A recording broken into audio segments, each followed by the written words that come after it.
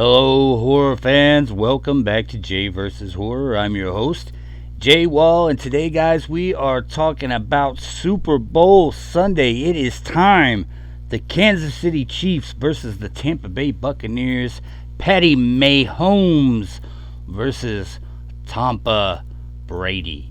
Now, that being said, guys, I thought it was a good opportunity to bring up one of the most underrated slasher films of all time, and really, in my opinion, this is the only horror film that I ever remember watching that revolved around the Super Bowl. Other than, I think there was a film called Black Sunday that involved a bombing at the Super Bowl, but it wasn't really truly a horror film. The Black Sunday horror film was made by Mario Bava, and it was released in 1960. Totally different thing, right? So searched high, searched low, and I pulled out one of my favorites. Of course, I'm talking about Absurd. It's a 1981 slasher film directed, lensed, and co-produced by Joe D'Amato, and it stars Big George Eastman, who also wrote the story and the screenplay. So that's unusual. We have the actual villain of the movie writing the screenplay. Now, what happened was that Joe and George had worked together several times before, including just the year before this on a film called Anthropophagus, which made the video nasties list because it had a really graphic scene in the film where this cannibal monster on an island basically takes a baby from a pregnant woman and eats it. So that scene alone pretty much got that film banned in the UK and several other countries. Now, they say that even bad press is good press, and I think that's kind of what Joe and George were thinking when they decided to make Anthropophagus 2, which actually ended up being called Absurd and a few other things. It's also titled Monster Hunter, Horrible, Zombie 6, and The Grim Reaper 2. Now, this is one of my favorite underrated slashers, guys. It's basically a Halloween ripoff set on Super Bowl Sunday. We have a huge hulking boogeyman who doesn't talk and regenerates when he's injured. He is being chased through a small town by a priest instead of a psychiatrist, but it's basically just the same thing here, right? And it's all taking place, of course, on Super Bowl Sunday, and nobody in town is paying attention to what's going on because they're all excited about the big game. Now, what's even more interesting about this film, I actually find it pretty hilarious, is that this entire thing was shot on a Greek island, and everyone in it is pretending to be American, and they're watching the Super Bowl on these TV screens, but you can tell it's just like stock footage of an old NFL game, right? So it's pretty funny the way everyone reacts to the Super Bowl event, the way they think Americans would react to it. And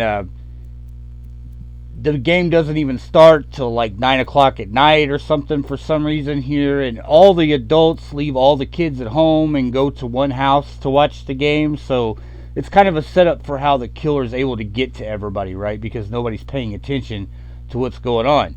Early on, our killer gets injured, and that's so we can see that he is able to regenerate. They take him to the hospital, and it's like something right out of Halloween 2. He gets up off the gurney and starts taking out the nurses and the doctors. And so this police detective shows up, and this is another like hilarious moment in the movie because this is how they think Americans are, right?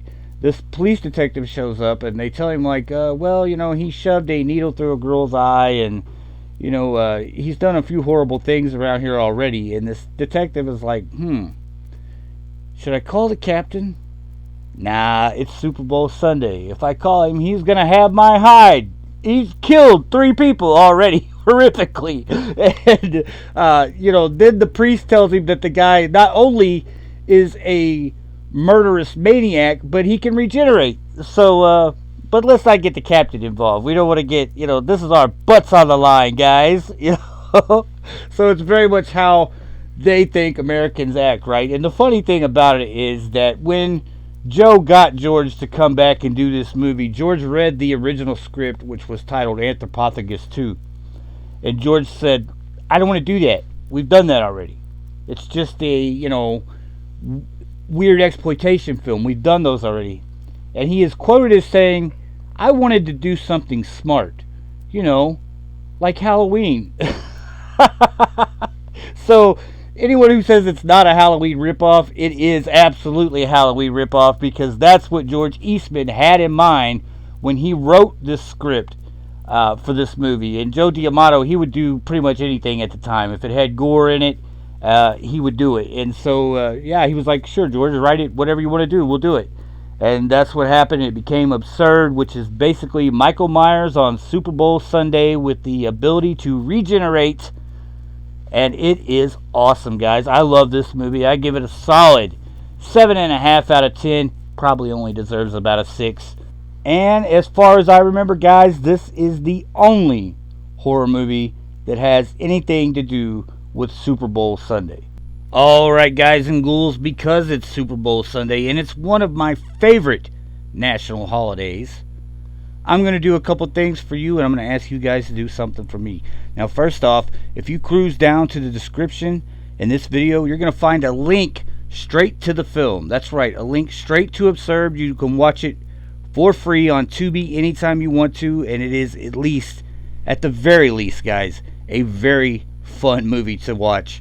Now, I'm also going to give you guys the trailer to Absurd at the end of this video, so you can kind of take a look at it and see if it's something you might be interested in.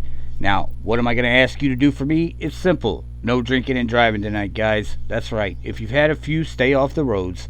Everybody wants to have fun. Nobody wants to get hurt, and nobody wants to spend the rest of their life for the next 10 or 20 years in jail for something that they would never do on purpose. And I know a lot of people say, hey, Jay, I drive better when I'm drunk. Well, even if that was true, which it's not, you still can't control what happens with everyone else.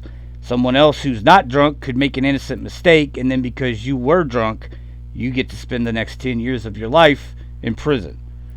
Not lecturing you guys. I know you're all adults. I'm just saying, do me that little favor.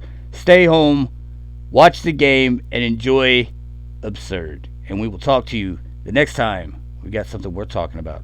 Bye.